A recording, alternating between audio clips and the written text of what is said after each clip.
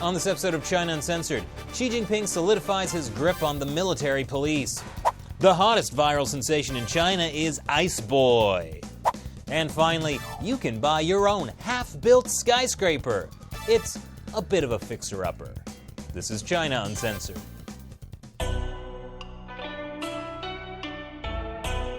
Hi, welcome to China Uncensored. I'm your host, Chris Chappell. Protests broke out recently in Iran over the poor economy, and that has China worried. According to this article from Radio Free Asia, China's propaganda department told state-run media not to report on the Iranian protests.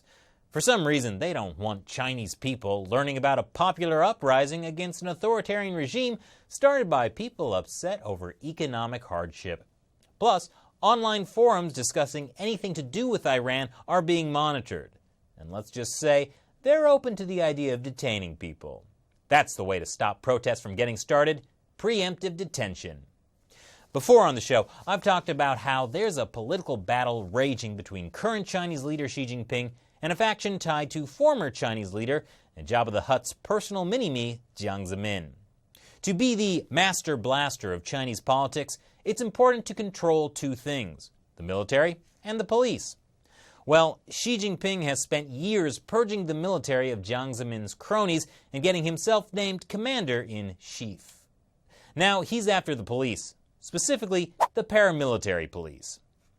One of the big things Xi did at the end of 2017 was to have the paramilitary police report directly to the Central Military Commission, which Xi is in charge of. Xi's speech to the paramilitary police follows another speech he made last week to the actual military. He told soldiers not to fear death.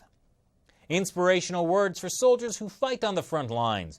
But for soldiers who are still in training, fearing death is a good thing. It could save your life if you're bad at, say, grenades. Just throwing that out there. Why the big speech? Xi Jinping probably just felt the army needed a little kick in the rear. Apparently, they've been wasting time building snowmen. Can we zoom out a little on that tank one? Well, someone's getting sent to preemptive detention. But as impressive as the PLA is at building snow propaganda, they can't compete with the annual Harbin Ice Festival.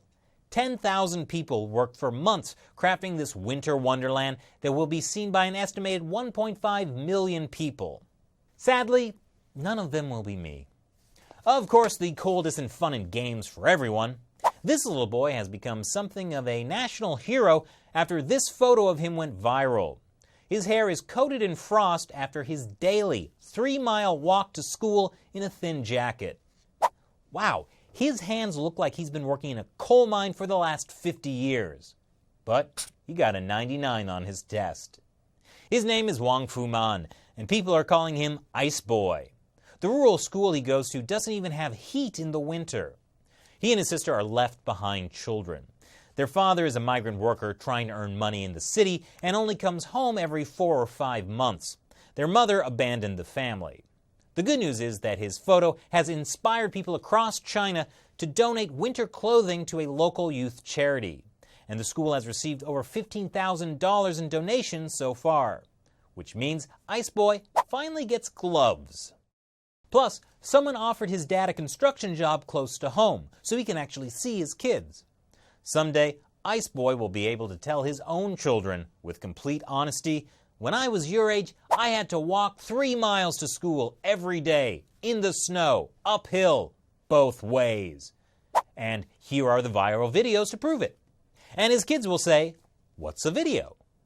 In other news, ever want to own a skyscraper? Well, now you can. A court in Shanxi is trying to dump this beautiful 39-story skyscraper on Taobao, China's version of eBay. You can own it for just $84 million. Basically, the builders ran out of money before it could be completed, and it's just been sitting there ever since 2010. Now, the first auction was not the most successful. 0 people bid on it. But don't worry, you haven't missed your chance. The Shanxi court has a new plan. Another auction. What do you think? Leave your comments below. Once again, I'm your host, Chris Chappell. See you next time. You know, you don't have to walk uphill both ways in the snow to watch China Uncensored. Just visit us at ChinaUncensored.tv. There, you can watch full half-hour episodes of China Uncensored you won't see on YouTube. And if you like the show, consider supporting us on the website Patreon. Click here.